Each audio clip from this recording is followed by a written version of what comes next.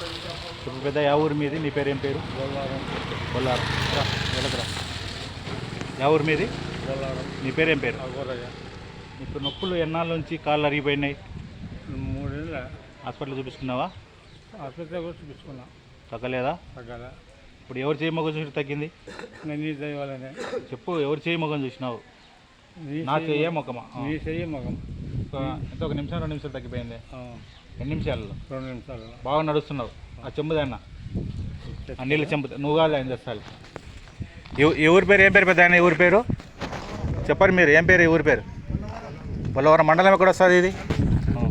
మన కల్లూరు మండలం, మన కర్నూలు జిల్లానేనా? ఇప్పుడు ఈ నీళ్ళు, ఆ నీళ్ళు కూడా నేను ముట్టుకోలేదు కదా. నీళ్ళు ముట్టుకునేనా? నీళ్ళు పట్టుకో, నీళ్ళు పట్టుకో.